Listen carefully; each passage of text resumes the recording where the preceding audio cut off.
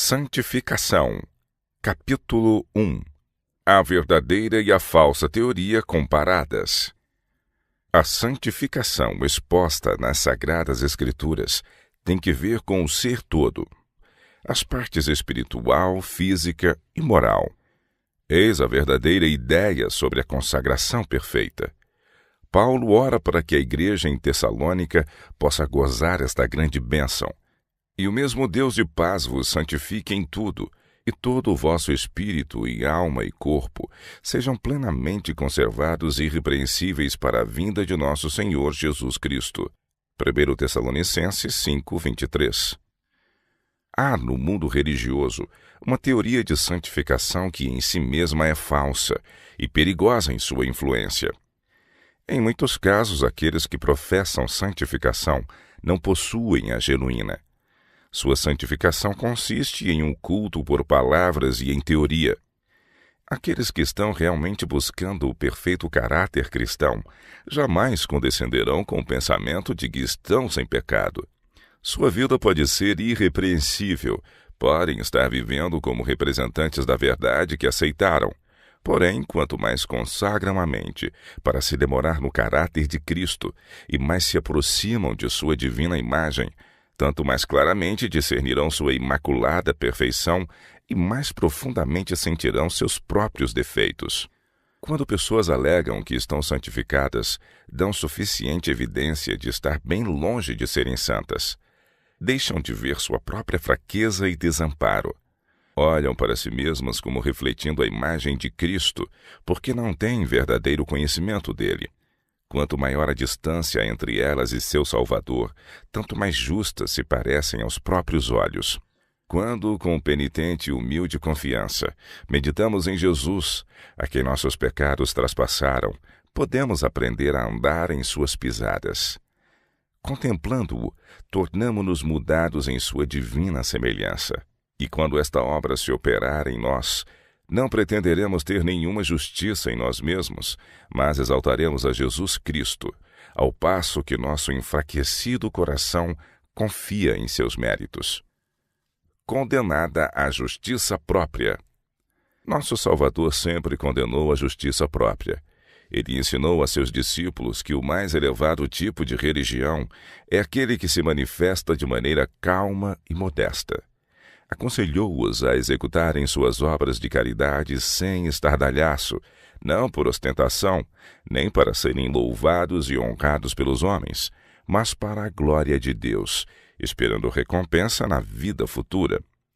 Se fizessem boas ações para serem louvados pelos homens, nenhuma recompensa lhe seria concedida por seu Pai Celestial. Os seguidores de Cristo foram instruídos a não orarem com o propósito de serem ouvidos pelos homens. Mas tu, quando orares, entra no teu aposento e, fechando a tua porta, ora a teu Pai que está em oculto, e teu Pai que vê secretamente te recompensará. Tais expressões como estas nos lábios de Cristo mostram que ele não considerava com aprovação aquela espécie de piedade tão predominante entre os fariseus.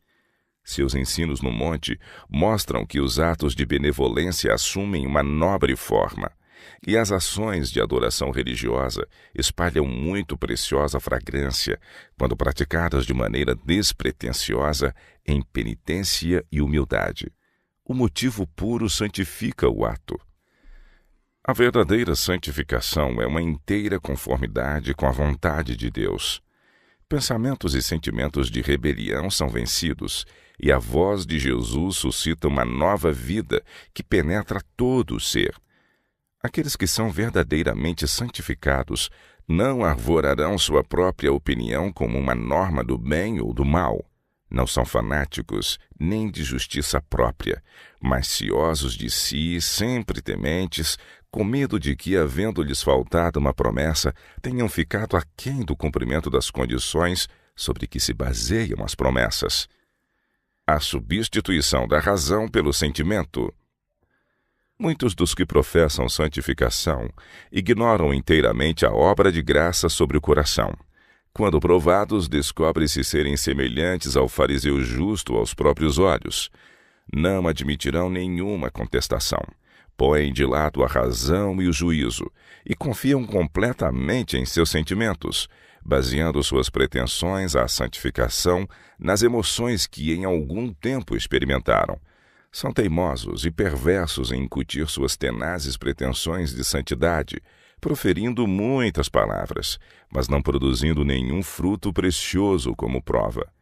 Estas pessoas professamente santificadas estão não somente enganando o seu próprio coração por suas pretensões, como também exercendo uma influência para desviar a muitos que desejam ardentemente conformar-se com a vontade de Deus. Elas podem ser ouvidas a reiterar vez após vez: Deus me dirige, Deus me ensina, estou vivendo sem pecado.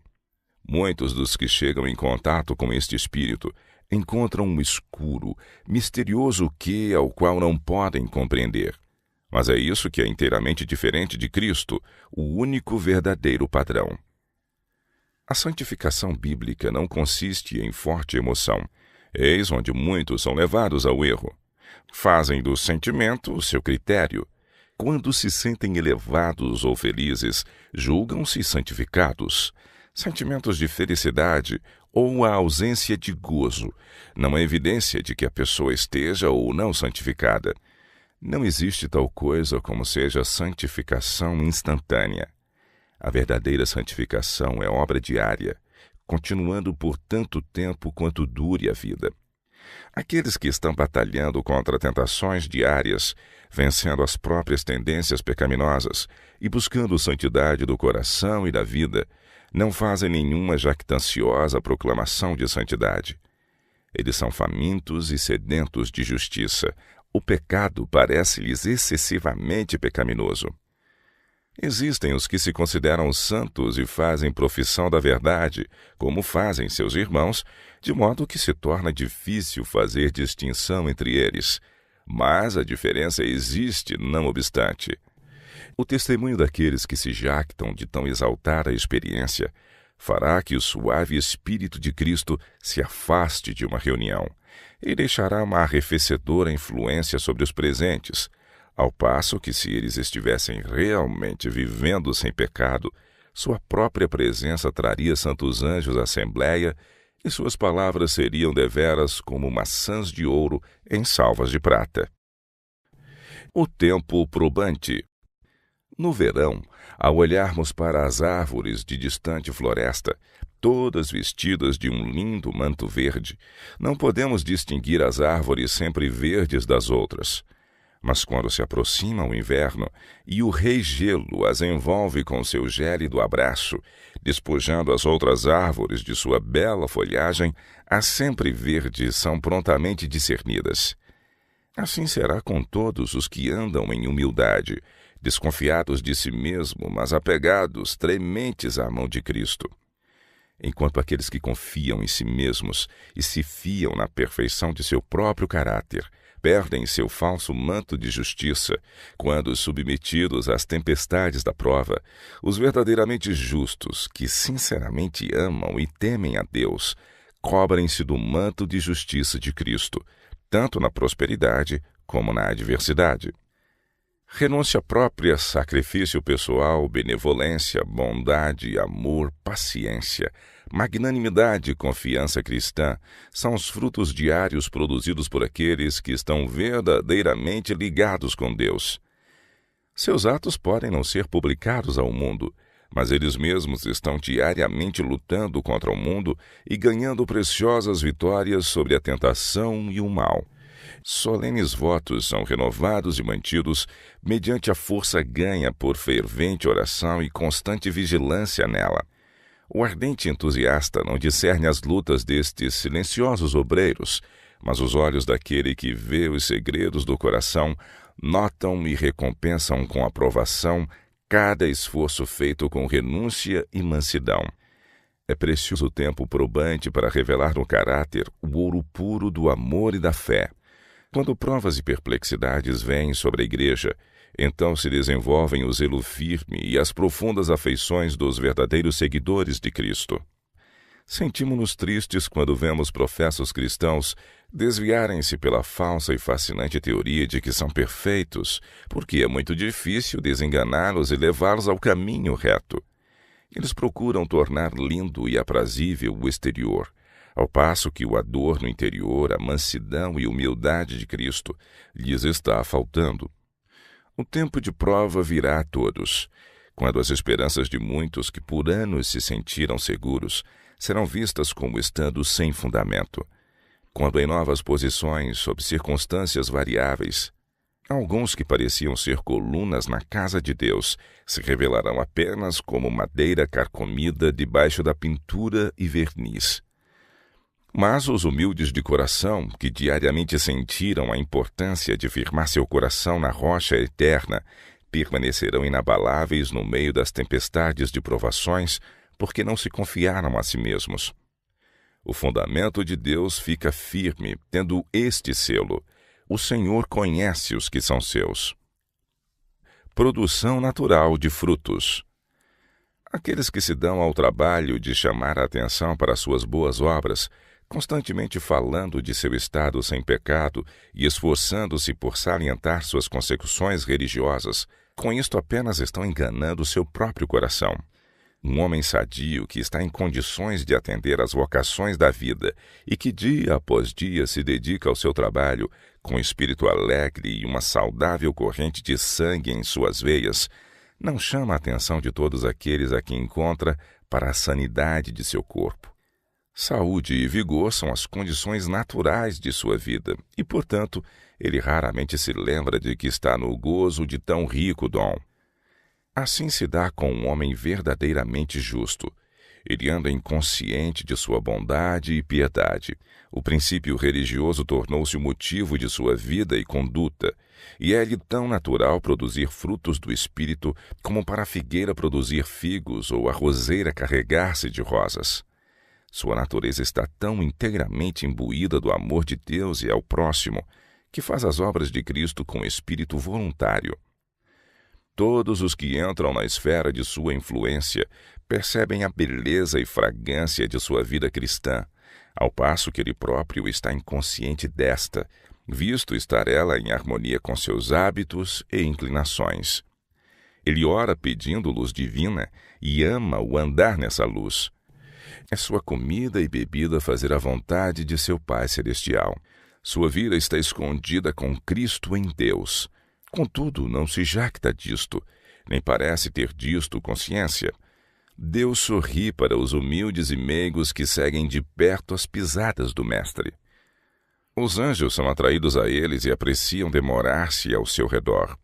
Eles podem ser passados por alto como indignos de consideração por aqueles que alegam exaltadas consecuções e se deleitam em tornar preeminentes suas boas obras, mas os anjos celestiais curvam-se amavelmente sobre eles e são como uma parede de fogo ao seu redor.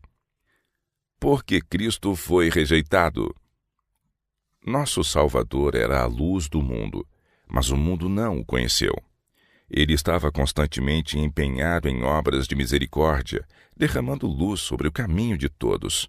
Todavia, não chamava a atenção daqueles com quem se misturava para que contemplassem sua incomparável virtude, sua renúncia, sacrifício e benevolência. Os judeus não admiraram tal vida. Consideravam sua religião como sem valor, porque não concordava com sua norma de piedade.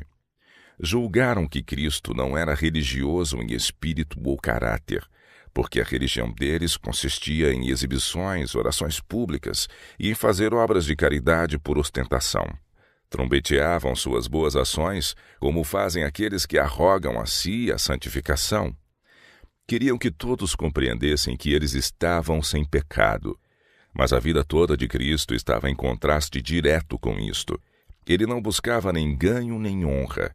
Suas maravilhosas ações de cura eram praticadas da maneira mais silenciosa possível, conquanto não pudesse restringir o entusiasmo daqueles que se tornavam os recipientes de suas grandes bênçãos. Humildade e mansidão caracterizavam sua vida. E foi por causa de seu andar humilde e suas maneiras despretensiosas, em tão notável contraste com as dos fariseus, que estes não aceitaram. A mansidão, fruto do Espírito. O mais precioso fruto da santificação é a graça da mansidão. Quando esta graça reina no coração, a disposição é moldada por sua influência. Há uma contínua confiança em Deus e uma submissão da própria vontade à dele. O entendimento apodera-se de toda a verdade divina. A vontade dobra-se diante de todo o preceito divino, sem duvidar nem murmurar. A verdadeira mansidão abranda e subjuga o coração e prepara a mente para a palavra impressa. Leva os pensamentos à obediência de Jesus Cristo. Abre o coração à palavra de Deus, como foi aberto o de Lídia. Coloca-nos com Maria como aqueles que aprendem aos pés de Jesus. Guiará os mansos retamente, e aos mansos ensinará o seu caminho. A linguagem dos mansos não é nunca de jactância. Como o menino Samuel, eles oram: fala, Senhor, porque o teu servo ouve. Quando Josué foi colocado na elevada posição de honra, como comandante de Israel, desafiou a todos os inimigos de Deus. Seu coração encheu-se de nobres pensamentos quanto à sua grande missão. Contudo, ante a intimação de uma mensagem do céu, colocou-se na posição de uma criancinha para ser dirigido. Que diz meu senhor ao seu servo? Foi sua pergunta. As primeiras palavras de Paulo depois que Cristo se revelou a ele foram: Senhor, que queres que faça? A mansidão na escola de Cristo é um dos assinalados frutos do Espírito. É uma graça produzida pelo Espírito Santo como um agente santificador e habilita seu possuidor a controlar em todo o tempo um temperamento impulsivo e impetuoso. Quando a graça da mansidão é acariciada por aqueles que naturalmente são de uma disposição irritadiça e colérica, eles hão de empenhar os maiores esforços para subjugar seu infeliz temperamento. Cada dia ganharão domínio próprio, até que aquilo que é rude e dessemelhante a Jesus seja vencido. Eles se assemelharão ao padrão divino, até o ponto de poderem obedecer à inspirada injunção: pronto para ouvir, tardio para falar, tardio para se irar. Quando um homem professa estar santificado e, todavia, pelas palavras e ações pode ser representado pela fonte impura, fazendo jorrar suas águas amargosas, podemos seguramente dizer: esse homem está enganado. Ele precisa aprender mesmo os rudimentos que formam a vida de um cristão. Alguns que professam ser servos de Cristo têm, por tão longo tempo, nutrido o espírito de aspereza, que parecem amar o elemento profano e ter prazer em falar palavras que desgostam e irritam. Estes homens precisam converter-se antes que Cristo os reconheça como seus filhos. A mansidão é o adorno interior que Deus julga de grande preço. O apóstolo fala dela como sendo mais excelente e valiosa do que o ouro ou as pérolas ou vestidos preciosos. Enquanto o adorno exterior embeleza somente o corpo mortal, a virtude da mansidão adorna o coração e põe um homem finito em conexão com um Deus infinito. Este é o ornamento da própria escolha de Deus. Aquele que ornamentou os céus com as esferas de luz, prometeu que pelo mesmo Espírito adornará os mansos com a salvação. Os anjos do céu registrarão como melhor adornados aqueles que se revestem do Senhor Jesus Cristo e andam com Ele em mansidão e humildade de espírito. A filiação atingida. Há elevadas consecuções para o cristão. Ele pode estar sempre subindo a mais altas aquisições.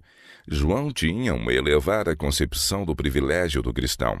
Ele diz: vede quão grande caridade nos tem concedido o Pai, que fôssemos chamados filhos de Deus. Não é possível à humanidade subir a uma dignidade mais elevada do que esta aqui incluída. Ao homem é outorgado o privilégio de tornar-se herdeiro de Deus e co-herdeiro com Cristo. Aos que assim foram exaltados, são reveladas as inescrutáveis riquezas de Cristo, as quais são milhares de vezes mais valiosas do que as do mundo. Assim, mediante os méritos de Jesus Cristo, o homem finito é levado à sociedade com Deus e seu querido